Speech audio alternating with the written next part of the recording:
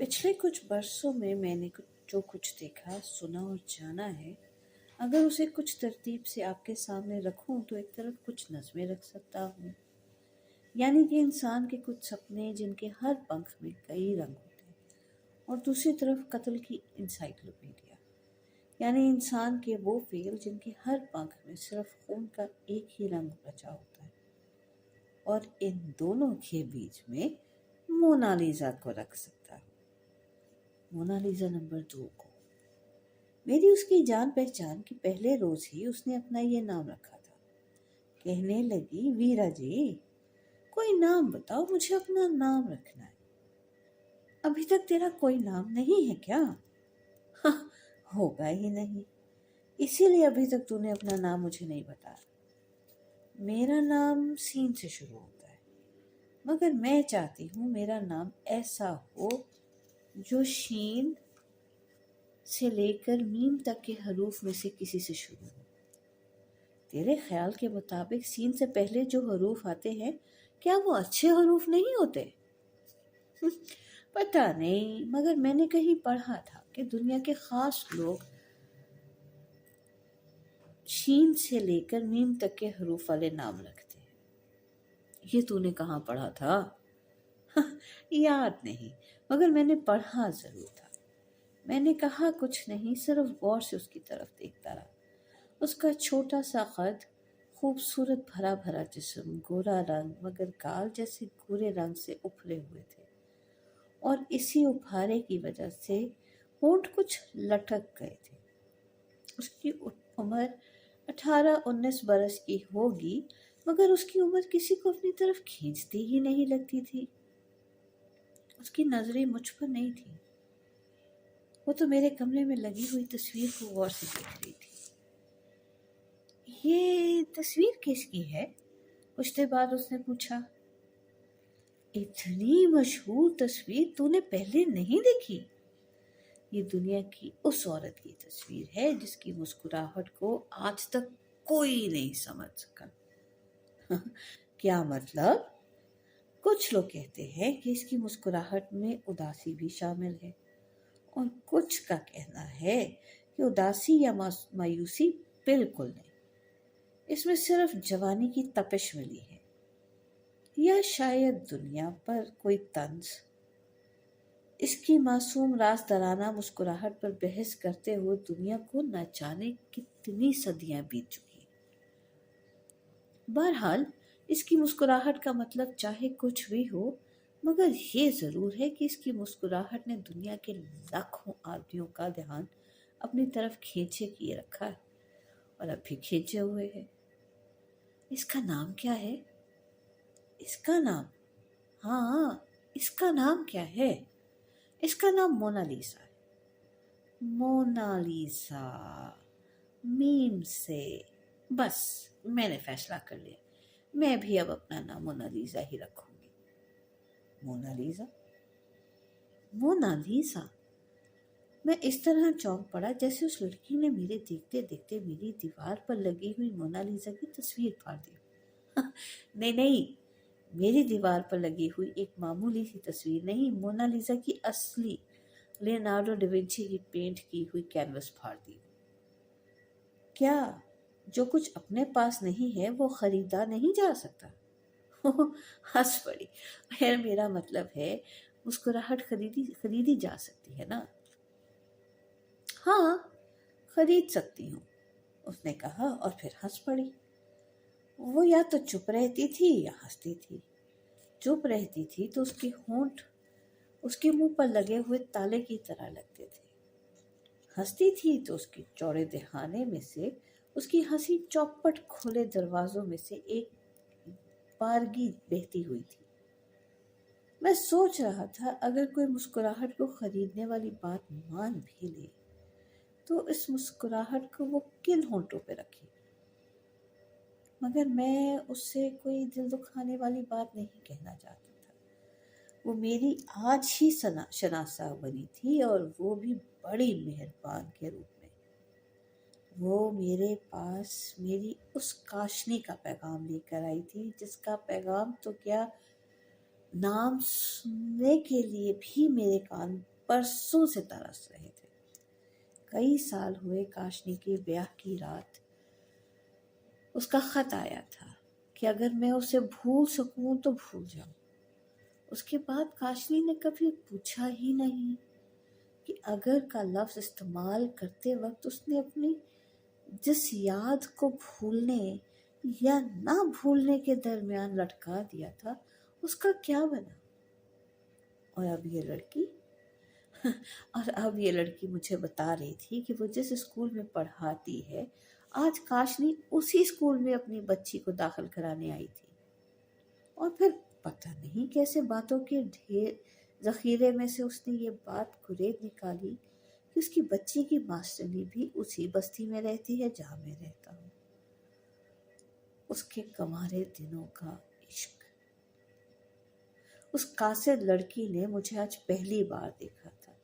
सड़क पर गुजरते शायद कभी देखा होगा, मगर मेरे साथ बात करके उसने आज पहली मर्तबा देखा था। और उसके कहने के मुताबिक आज काशनी को भी उसने पहली बार ही देखा था। मगर ये मानना पड़ेगा कि उसकी बात करने में अजीब भी बाकी थी। अभी जब उसने मेरे कमरे का दरवाज़ा खटखटाया था और मैं हैरान सा होता हुआ उसे पूछने लगा था, कौन हो तुम भाई? तो कमरे में गुजरते हुए उसने अजीब बेबाकी से कहा था, मुझे आपकी साली बनना था मगर नहीं बन सकी, लिहाजा अब कुछ भी नहीं।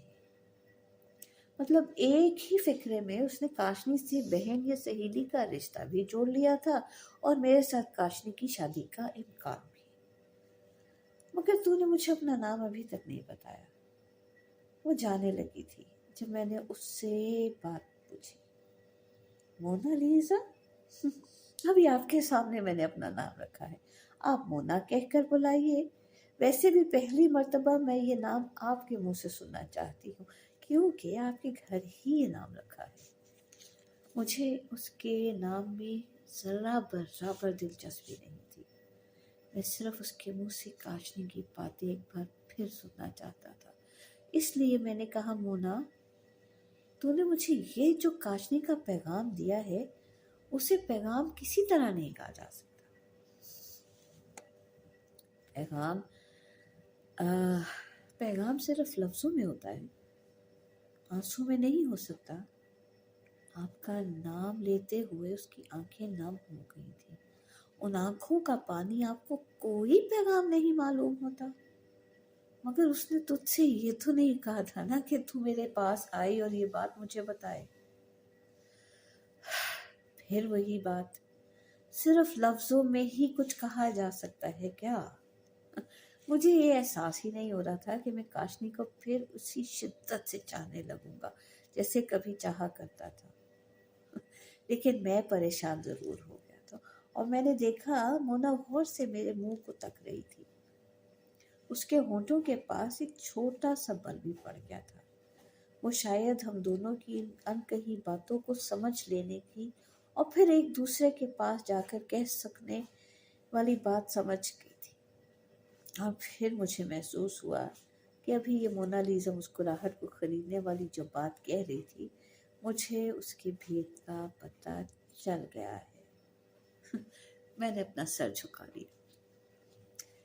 इस रात मैंने जिंदगी में पहली दफा एक नज़म लिखी। काशनी मुझे इस तरह याद आ रही थी जैसे कभी याद नहीं आई थी। मैंने नामुराद छाती में एक अजीब सी हुक उठी थी कि काश काश मेरी ये नज़म मोनालिसा काशी को पढ़ा दे। तुम्हारा जिक्र सुनकर अगर किसी की आंखों में आंसू आ जाए तो इसका मतलब ये है कि तुम अभी तक दिल में जीते हो। पता नहीं इंसान जीते रहने का ये सबूत क्यों मांगता है, जैसे अपने पास में या अपने आप में जिंदा होना काफ़ी नहीं होता। मैं तसव्वुर की आंखों में देख रहा था कि काशनी ने मेरी ये नज़म पढ़ी है और ये नज़म एक जलते कोयले की तरह उसके दिल में पड़ गई और इस कोयले की आग से उसके दिल में पड़े हुए बरसों के लिपटे हुए कोयले फिर सुलग उठे। वैसे मोना के स्कूल में जाकर उससे ढूंढना और ये बात कहना भी पागलपन लग रहा था। मैं मोना के स्कूल नहीं गया। 3 रोज गुजर गए, चौथे रोज मोना आ ही गई। अभी मैं होटल से रोटी खाकर आया था और अपने कमरे में आकर बिजली की अंगीठी पर काफी बना रहा था। किसी परसों के शनासा की तरह मोना ने आते ही मेरे हाथों से काफी का डब्बा ले लिया। प्यालियां गर्म पानी से धोई और काफी बनाकर मेज पर रख दी। वीरा जी, वीरा जी, आपकी तबीयत शायद ठीक नहीं, मोना ने कॉफी का पहला घूंट पीते हुए कहा। मोना ने पहले दिन आते ही मुझे वीरा जी कहकर बुलाया था। मुझे ऐसे जज्बाती लफ्जों से कभी कोई लगाव नहीं रहा। जल्दी से किसी को माता जी या बहन जी कहना मुझे हमेशा बड़ा ऊटपटांग सा लगता है। मोना के मुंह से पहले रोज तो नहीं, मगर आज ये लफ्ज सुनकर मुझे बुरा नहीं लगा, कुछ अच्छा ही लगा। शायद इसलिए कि इस लफ्ज की सादगी से मेरी और उसकी वाकफियत की राह इतनी आसान हो जाती थी कि मैं उसके साथ काशी की बातें बेझिझक कर सकता था और वाकफियत की इस आसान राह में किसी बहलावे का अंधा मोड़ नहीं आ सकता था। मुझे महसूस हुआ कि मोना ने ज़रूर मेरी इसी तरह सोचा होगा। उसकी ये दूरअंदेशी मुझे बहुत अच्छी लगी। मैं कॉफ़ी पीते हुए उसे अपनी नज़म सुनाने लगा। दूसरे या शायद तीसरे रोज़ मोना फिर आ गई और फिर तो जैसे एक सिलसिला बन गया। मैं इंतज़ार के दौरान कोई नज़म ज़रूर लिखता, मोना को सुनाता, वो नज़र मांग लेती और हंसकर काशी की कोई ना कोई बात ज़रूर बता जाती। कभी कहती, मैंने आज काशी के बच्चे के हाथ काशी को पैगाम भेजा था कि बच्चे की पढ़ाई के बारे में मुझे कोई बात करनी है, इसलिए वो स्कूल ज़रूर आए।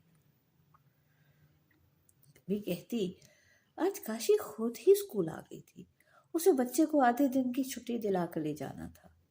फिर वो बताती कि काशी कैसे मोना से अपने बच्चे की बात करती, कैसे उसके काले बटवे की तरफ देखती रहती थी, जैसे तरस कर सोचती रहती हो आज उसके लिए कोई और नज़र नहीं भेजी गई है। एक दिन मोना ने मुझे ये भी बताया कि काशी मुझे एक खत लिख रही थी लेकिन भेजने की हिम्मत नहीं हो रही थी। एक दिन ये हौसला भी पैदा हो ही जाएगा।